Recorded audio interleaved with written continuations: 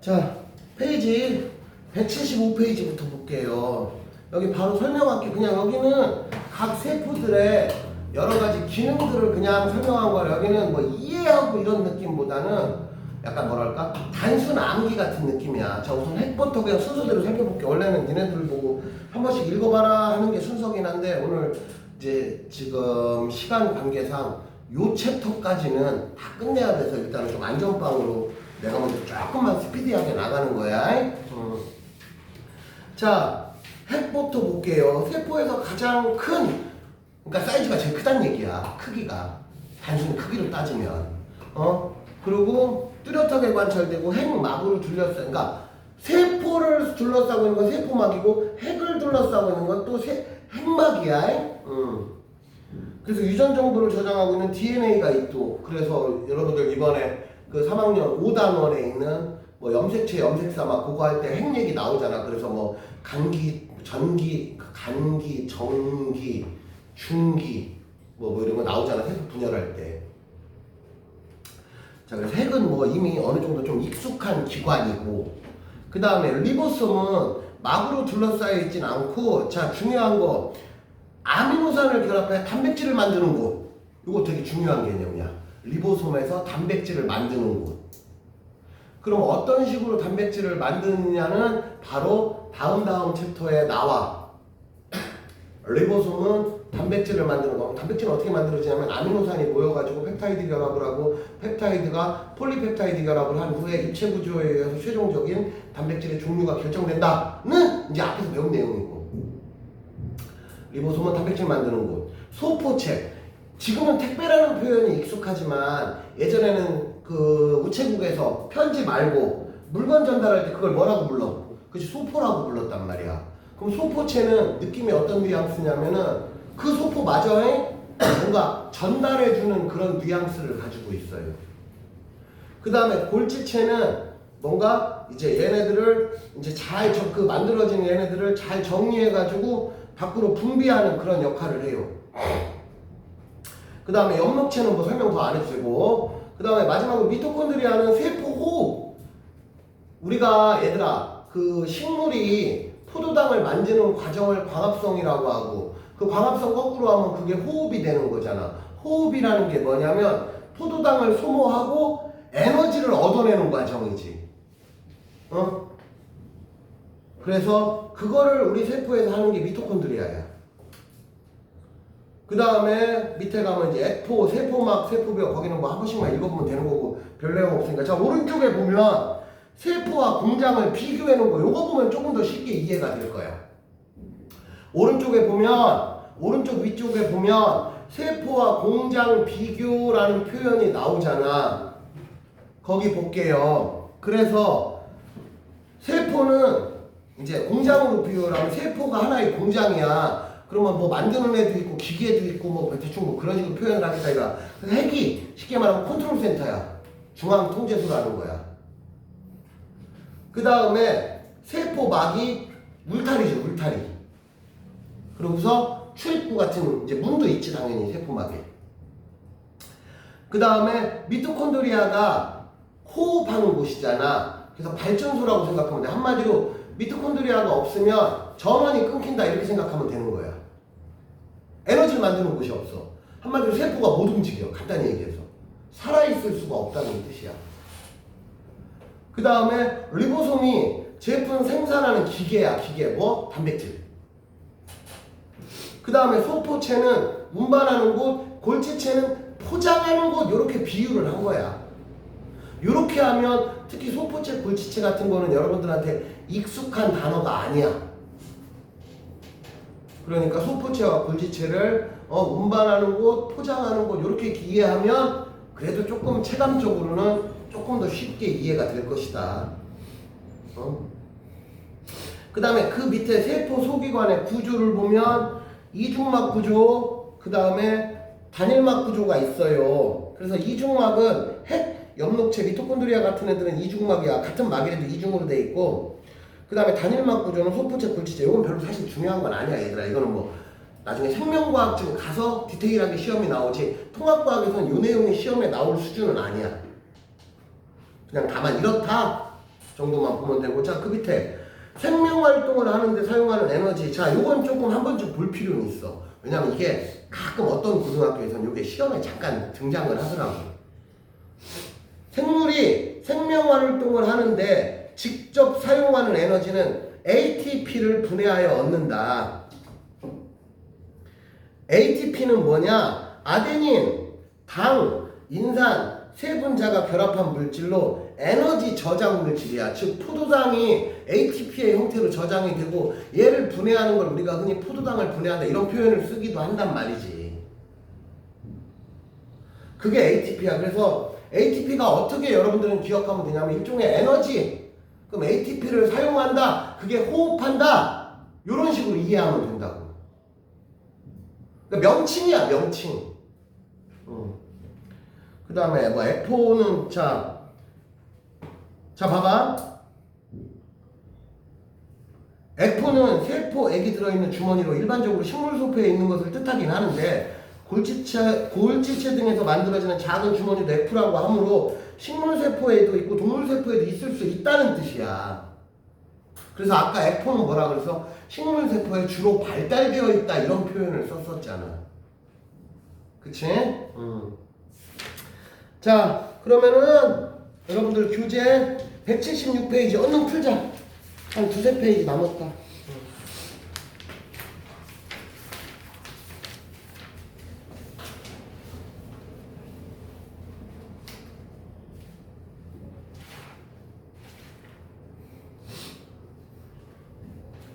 오늘 지금 176페이지 풀어보라 그랬어.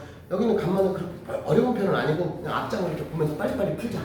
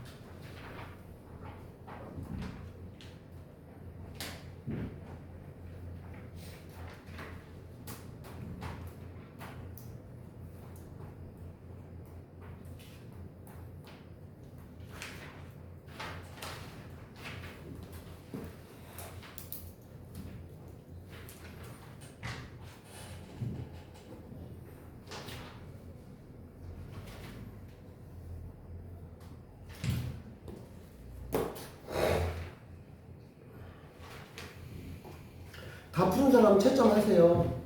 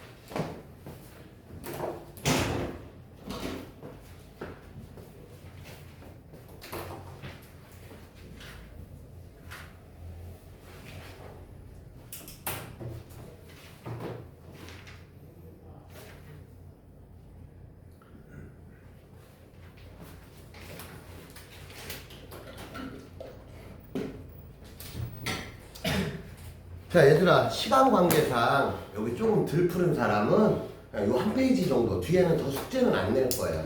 그래서 요 한 페이지까지는 그냥 추가적인 숙제라고 생각하고 일단 여기서 스탑. 왜냐면 뒤에 조금만 더 오른쪽에 177페이지까지만 이제 오늘 설명을 좀 해야 돼서. 자 177페이지 여기는 우선 한 번만 간단히 읽어봐. 읽고 나서 내가 설명해주고, 오늘은 진도상으로는 여기 177페이지까지만 하면은 얼추 정리가 될 것 같아. 내용이 쉽진 않아. 왜? 다 낯설은 내용이야 이제부터. 니네가 배운 적이 없어 이 내용을.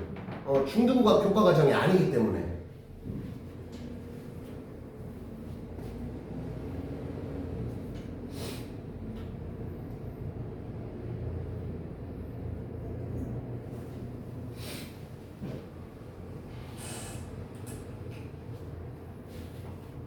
더 읽어보라고.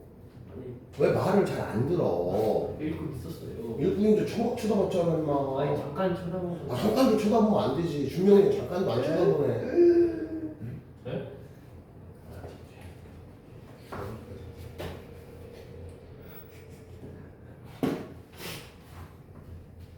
변태 새끼야. 왜냐면 욕먹는 걸 즐기는 애들이 있어. 그걸 뭐라 그러냐? 세디스트라 그러냐? 미친 새끼들이야. 네, 욕하는 거, 선생님 욕하는 걸 즐기세요? 뭐라고? 선생님 욕하는 거. 나는 욕먹을 새끼한테 욕을 하지. 피약적 성애자.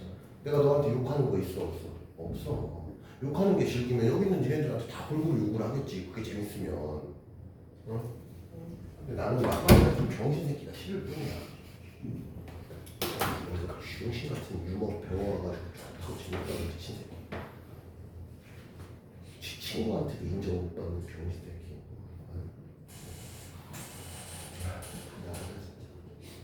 아니 쟤 처음에 안 그랬는데 최자이고 죽겠지. 역변이야 역변. 그냥 처음에 똘똘했는데 지금 아주 병신 돼가지고. 처음에는 유머 감각도 좀 있었어. 6개월 전에는 내가 얘네들을 내가 한 3월부터 봤으니까 벌써 한 6개월 됐네. 유머 감각도 좀 있었다니까. 어느 날 그냥 족밥이 됐어. 그냥 병신 새끼. 아니 그래서 좀 물리할 때보다는 덜 그러지 않아요? 아니, 물리 후반보다 나은데. 그러니까 이런 거지. 완전 개병신보다는 조금 낫잖아요. 그런 느낌인 거야. 그래프를 보는데. 그러니까 제가 윤석열보다는 괜찮으니까 사람이죠 이런 느낌이지. 사람이 아니지. 많이 괜찮아야 사람인 거지. 되게 싫어하세요. 어? 그게 사람 새끼냐. 난 너보다 윤석열이 더 싫어. 어느 정도 싫은지 이해가 되지.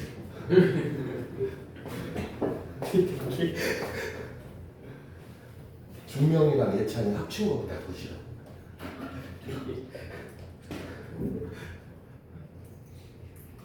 그러면 너 아주.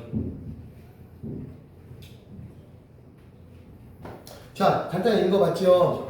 자, 오늘 여기 마지막으로 대략 한 10분 정도 설명하면 오늘 수업이 얼추 정리가 될 것 같아. 자, 여기 볼게요. 세포막이야. 세포막이라는 게 뭐냐면 세포가 있는데 껍데기 아니냐. 껍데기는 뭐야? 눈이 있어야지. 왜? 세포 안에서 단백질 같은 걸 만들어서 외부로 내보낼 수도 있고 우리가 필요한 물질 같은 거를 외부에서 받을 수도 있고 그래서 소위 말하는 물질 교환을 하는 일종의 출입문 같은 거야. 출입문에는 그래서 두 종류가 있어.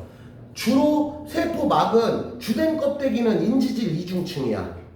그러니까 전체적으로 모든 곳이 문으로 보면 돼. 그 인지질 이중층이라는 문이 있고 인지질 이중층이라는 문 사이사이에 단백질, 그래서 얘를 뭐라고 부르냐면 막 단백질이라고 불러. 막에 있는 단백질이다. 그런 의미야. 요것도 또 다른 출입구야. 그래서 출입구가 두 종류가 있어. 그래서 출입구의 크기가 좀 달라. 그래서 인지질 이중층은 누가 통과하냐면은 그 기체 분자라든가 지용성 물질 이런 애들이 통과를 하고 그리고 분자의 크기가 좀 이제 상대적으로 작은 애들 그 다음에 막 단백질은 상대적으로 분자의 크기가 조금 큰 애들 맞지? 이게 잠깐만 내가 헷갈린다.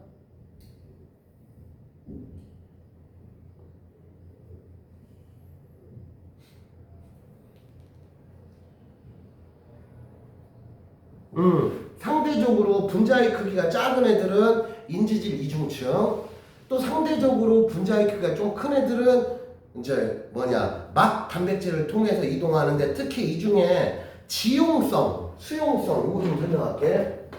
지용성은 그냥 쉽게 말하면 기름기라고 생각하면 돼. 우리가 흔히 아는 지방질.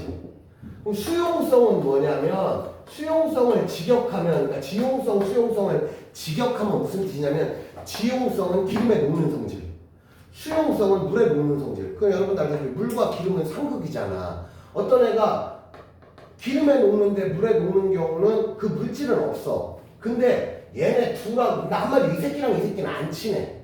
근데 이때 그래서 지용성, 기름하고 친한 성질을 뭐라고 부르냐면 소수성이라고 부르고 물하고 친한 성질을 말 그대로 물하고 친하다 그래서 친수성이라고 불러. 근데 이 두 가지 성질을 유일하게 다 가지고 있는 애들이 있어. 그게 뭐냐면은 인지질의 구조야. 그 거기 보면 우리 교재에 보면 여러분들 오른쪽에 이제 좀 약간 우스꽝스럽게 이제 막 졸라맨 같이 생겨가지고 그림 나온 거 있잖아. 그치? 얘가 그런 성질이야. 근데 이런 애가 우리 주변에서 어떤 게 있냐면 얘들아 우리가 잘 알고 있는 비누가 이래. 비누가 기름하고도 친하고 물하고도 친해. 그래서 여러분들 기름기 같은 거 특히 설거지 같은 거 해보면 니네 설거지 한 번씩은 다 해봤지? 그러면 설거지 해보면 보통 이제 음식 먹으면 기름기가 있잖아. 이거를 맨물로 그러니까 보통 고무장갑 끼고 하는 사람은 모르겠지만 고무장갑을 안 끼고 맨손으로 했을 때 뭐 나 같은 경우 설거지 할 때 맨손으로 하는 편이야. 귀찮아가지고. 아니면 여러분들 손에 기름기 묻었을 때 그냥 물로만 닦으면 그 미끈미끈함이 안 가시잖아. 근데 비누를 닦으면 뭐라 그럴까 약간 뽀득뽀득하는 느낌이 생기지. 비누가 그래. 그래서 비누는 기름하고 친한 소수성이 있고 비누는 물하고 친한 친수성이 있어. 쟤처럼 쉽게 말하면 비누가 이런 게 있어. 이 부분은 기름하고 친하고 이 부분은 물하고 친해. 그래서 기름은 여기 달라붙고 물은 여기 달라붙어. 그래서 얘네들을 한마디로 기름을 벗겨내는 거야. 빨래하는 원리가 그래. 우리 이렇게 옷 입으면 특히 흔히 칼라라 그러지. 칼라 뒷부분에 뭐 시커멓게 기름기 너네 특히 교복 입으면 시커멓게 되잖아. 그게 내 몸에서 나오는 기름때도 많단 말이야. 그래서 세제로 하면 기름때를 빼는 원리가 이런 원리야. 그 친수성, 소수성 그런 표현으로 이해를 하면 돼. 그래서 인지질 이중층이 친수성, 소수성 둘 다 가지고 있어. 그렇게 이해를 하시면 됩니다. 그래서 둘 다 있다 보니 사실은 수용성 물질도 통과는 하지만 지용성 물질을 주로 통과시키고 뭐 이런단 말이지. 반면에 막단백질은 친수성이다 보니 기름기가 통과를 못해요. 그렇게 이해를 하시면 되겠어요. 그래서 요 부분은 그런 내용이야. 그 다음에 전하를 띠는 물질은 인지질 이중층을 통과하기 어려워서 막 단백질을 통해 이동한다. 자, 그러면은 얘네들이 통과하는 원리가 뭐냐? 확산이라는 원리다. 확산. 자, 확산이라는 단어 자체는 여러분들이 들어봤지? 확산은 보통 기체에서 많이 쓰는 표현이긴 해. 그러니까 기체에서만 쓰는 표현은 아니고 기체에서 주로 쓰는 표현이야. 가장 간단한 얘기로 냄새 퍼지는 게 대표적인 확산이야. 이거 중학교 2학년 때인가 3학년 때 나오나? 1학년 때. 1학년 때 나오나 확산이? 네. 그래서 암모니아랑 저기 페노프탈레인하고 만나가지고 뭐 저기 빨간색으로 바뀌고 그게 거기 나오는 건가? 그래서 확산이 보통 우리 흔히 말하는 저 식당 근처 지나가면 고기 냄새 나고 막 이러면은 고기 냄새 바로 나잖아. 그런 게 대표적인 확산. 근데 확산의 특징은 뭐냐? 간단히 얘기해서 농도가 진한 곳에서 농도가 흐린 곳으로 이동한다. 냄새 퍼지는 원리가 흔히 말하는 향수 냄새, 꽃향기 뭐 이런 거 퍼지는 원리도 농도가 진한 곳에서 농도가 낮은 곳으로 자연스럽게, 즉 내가 굳이 노력해주지 않아도 확산은 그냥 자연계에서 저절로 일어나는 현상이야. 그러니까 예를 들면 잉크를 떨어뜨려. 예를 들면 맹물에다가 잉크를 내가 한 방울 떨어뜨려. 그럼 시간이 지나면 잉크방울이 퍼지지 잉크방울이 진하게 모일 확률은 없단 말이지. 이런 상황을 확산이라고 불러. 그리고 조금만 더 디테일하게 얘기하면 그 확산인데 인지질 이중촌을 통한 확산은 것 괄호치고 뭐라고 돼 있어? 단순 확산이라고 돼 있고, 그 다음에 막 단백질을 이용한 확산은 촉진 확산이라고 돼 있어. 단순 확산은 뭐냐면 말 그대로 단순해. 그냥 농도차 많이 나면 퍼지는 속도가 빠를 테고, 농도차가 얼마 안 나면 퍼지는 속도가 느리겠지. 그러니까 열이동하고 비슷한 느낌이야. 얘들아, A랑 B랑 온도차가 많이 나. 그럼 열 에너지가 많이 이동하겠지 한 번에. 이게 뭐냐면 그냥 작년에 2학년 2학기 때 열의 이동 그 내용하고 똑같아. 반대로 열 에너지가 별로 차이가 안 나. 온도차가 별로 안 나. 그러면 열 에너지 순간적으로 초당 전달되는 열 에너지 비율이 줄어들 수밖에 없지. 이런 걸 단순 확산이라고 불러. 한마디로 농도차 많이 나면 순간적으로 많이 전달돼. 한마디로 예찬이 새끼가 방구를 꼈어. 근데 겁나 진한 방구를 꼈어. 그러면 냄새가 금방 퍼질 테고, 제가 방구를 껴도 좀 비교적 흐린 방구 펴면 방구 냄새 나나? 뭐 이제 이런 느낌이 들어. 그런 표현을 단순 확산이라고 부르는 거야. 촉진 확산은 뭐냐면 뭔가 처음에는 바로 이제 빠르게 전달이 돼. 초반이 한마디로 되게 빨라. 근데 단순 확산은 농도차가 많이 나면 많이 날수록 그에 비해서 무조건 속도가 같이 빨라져. 근데 촉진 확산은 어느 순간까지는 속도가 빨라지다가 어느 순간, 어느 특정 레벨, 그러니까 어느 순간 이상부터는 농도차가 아무리 더 나도 더 이상 빨라지진 않아. 즉 리미트 값이 있다는 거야. 그러니까 보통은 이래. 초반에는 촉진 확산이 유리해.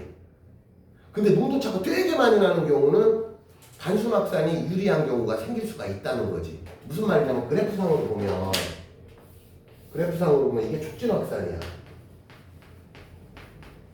그리고 이게 단순 확산이야. 그럼 대부분의 경우는 얘가 위에 있지. 왜냐면 이 세로축이 뭐야? 이동 속도니까. 이동 속도가 이제 전달 속도 얘기하는 거잖아. 근데 시간이 지나면 얘는 이렇게 되고 아주 농도차가 많이 나면 이렇게 역전되는 상황이 된다는 거지.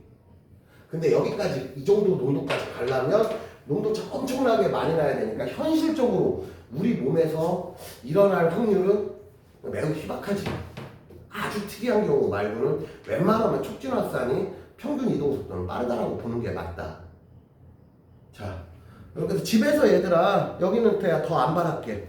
177페이지, 그 다음에 178페이지까지 뭐 진짜 말도 얼마 안 남았잖아. 이거 시간 조금만 더 있으면 이 챕터 다 끝내고 싶었는데 이것도 끝내려면 한 10분 정도 더 해야 되니까 어거지로 그렇게 하기보다는 집에서 170, 178까지 그냥 읽어만 와. 어차피 다음 주에 이거 큐 풀 거야.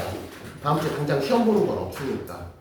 그래서 여기까지 하고 다음 주에 이 뒷부분 조금 연결해서 하겠습니다. 그래서 오늘 수업 여기서 모두 마치겠습니다. 여기 3교시 끝이야.